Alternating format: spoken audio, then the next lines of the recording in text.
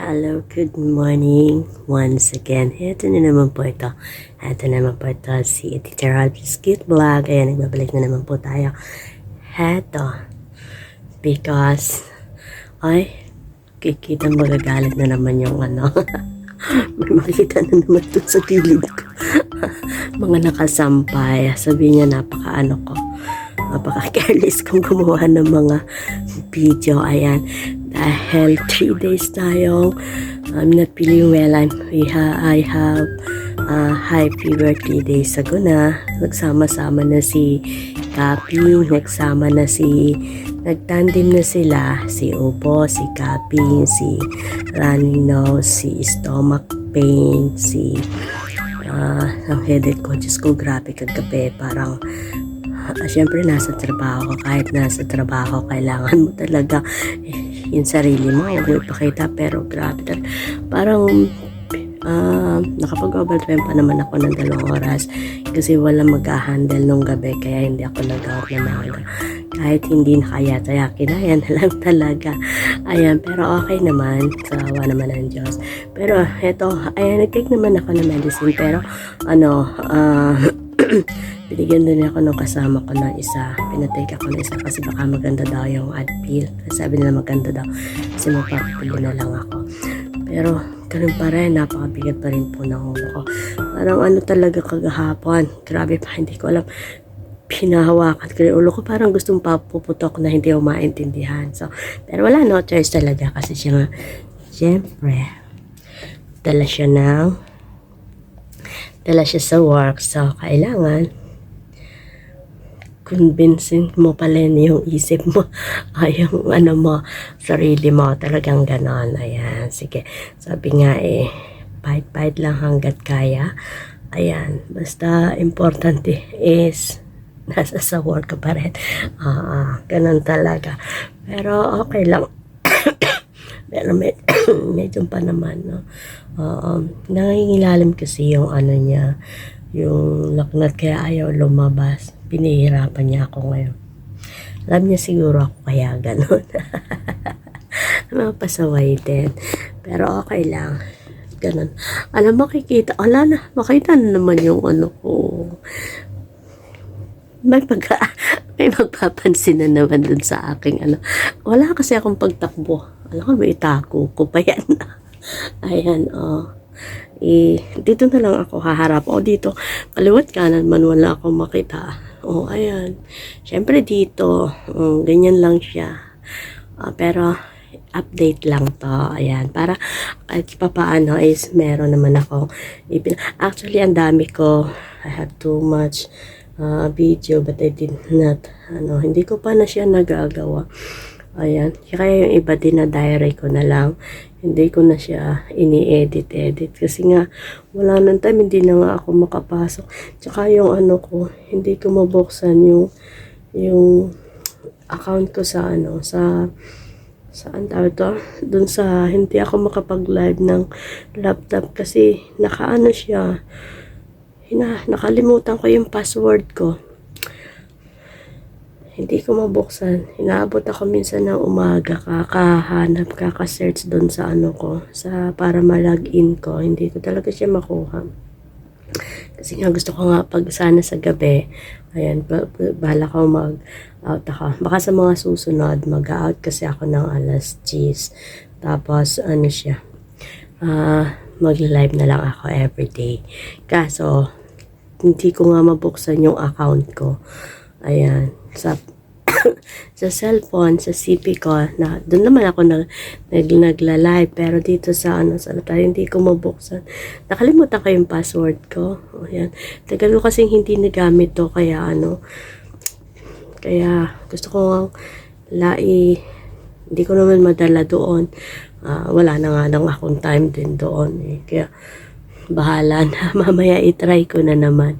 Ayan, update lang po ito para ayan, kung ano yung mga ginagawa dati, everyday, ayan, ganyan lang. Ayan, kaliwat kanan, wala kayong makikita kasi dito ko na magagalit na naman yung mga manonood dyan kapag nakita nakasampay, kalabot kanan. Ayan, mamaya magbabalik ako. Ano lang to mamaya na lang yung kalahati. Ayan, sige, mag-prepare muna ako kasi syempre mag-work muna tayo. Ayan. Sakit mabigat talaga ulo ko sa actually. Kung pwede ko na nga lang i-untog. I-untog ko na lang muna. Kasi walang sasalo. Char lang. Ayan, hello guys. Ayan, kumusta po ang lahat? Ayan, dito na tayo sa ating work. Ayan, sabi ko nga, ayan, kapag nandito tayo, hindi kailangan natin ang pahinga. Ayan, kaya kahit anong klase ng sakit, hanggat hindi tayo dumadapa, hindi kailangan magpahinga. Ito ang buhay OFW na akala nyo is napakadali lang.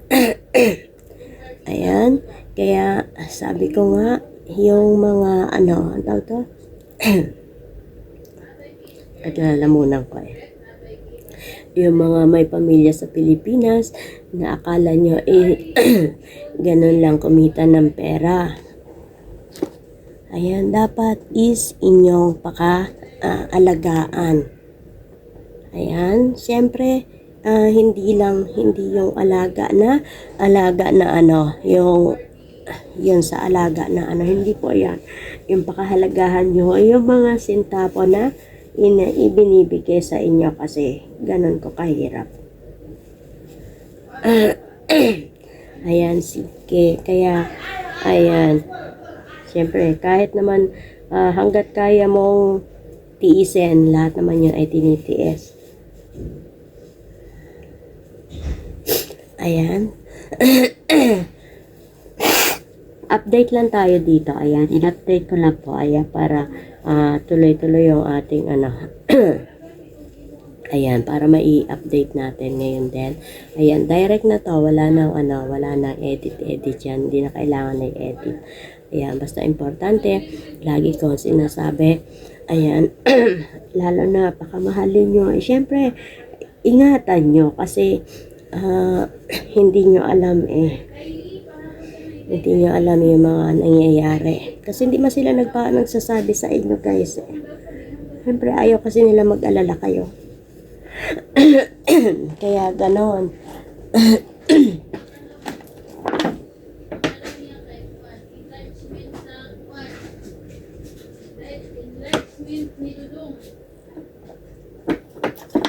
Kaya nga sinasabi ko lagi na lahat ng mga problema, kahit simpleng problema, binabato nyo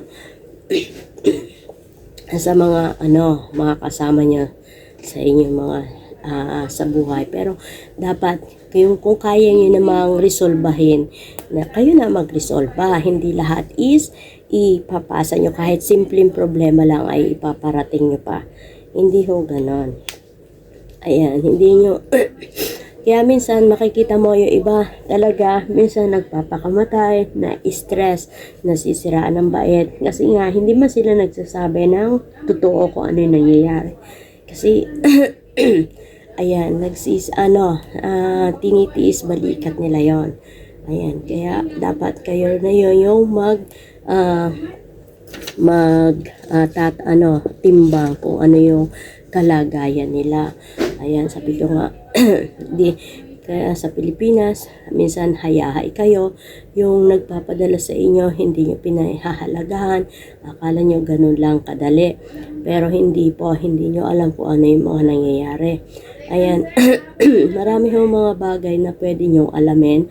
Ayan, hindi porke magpadala sa inyo is ganun na lang. Dapat binibigyan nyo ng halaga, ng oras, yung effort nyo. Ayan, kung ano yung i-update nyo, lalo na kung kayo may mga partner in life sa buhay.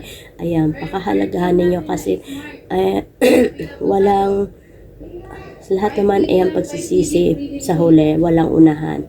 Ayan, magsisisi ka mo kung wala na nasa huli na, di ba? Useless lang yon. Kaya ngayon pa lang, dapat kayo na yung nagbibigay ng halaga. Ayan, hindi porke. Kaya minsan, karamihan minsan is nabubuyo sila. Kasi nga, yung oras na dapat na binibigyan nyo ng oras is napupunta sa iba dahil hindi kayo nagbibigay ng tamang oras. Pero kung kayo ay mag-give and take, alam nyo yung mga limitation, alam nyo yung dapat gawin ninyo, dapat yun ang ginagawa. Respetuhan kayo sa inyong mga partner. Ayan. Kaya, pakahalagahan nyo, lalo na sa ganito sitwasyon na akala nyo is ganun-ganun lang kadali. Siyempre, ayan, sabi ko nga, maraming napapahamak, maraming hindi nagiging maganda ang resulta dahil na rin sa inyo yung nagsisimula yung ganon. Ayan, katulad niyan, kung may mga karamdaman, tas magagalit pa kayo kasi nga hindi kayo nabibigyan ng oras o ano, dahil syempre, dapat ipahinga na. Pero, dapat is, kayo na rin yung nagbibigay ng suporta talaga. Ayan. Kasi buo ang pamilya kapag maganda ang suporta. Pero kung ang mga isip is baligtaran, mahirap yon. Kaya mahalin nyo. Ayan, ito lang po yung tanging natin. Ayan, dagdag dun sa ating first video para iayos natin lahat. Ayan, sige.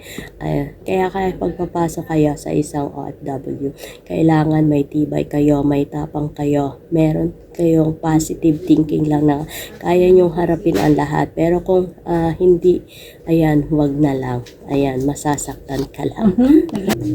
Ayan, sige. Thanks for watching po. Ayan, tuloy-tuloy lang po tayo. Mag-follow lang. Ayan. Huwag niyong kalimutan. Tita Robles Gift lang po.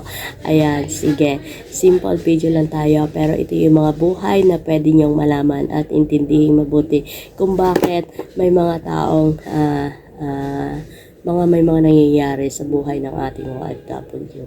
Ayan, sige. Have a nice day po. God bless us all. Thank you so much sa mga nasuporta natin, sa mga viewers, subscribers, sa mga super chatter sticker natin na laging nandiyan nakasupport, those people who watching and always be here sa ating video, and also those people give me the comment section. Ayan, sa inyong mga supportive, sa inyong mga blessings. Hope you are always be there and always be a love of blessings to come to your family and of course to your life. And then sige, have a nice day. Ayan, thank you guys. Ayan, I love you guys everyone.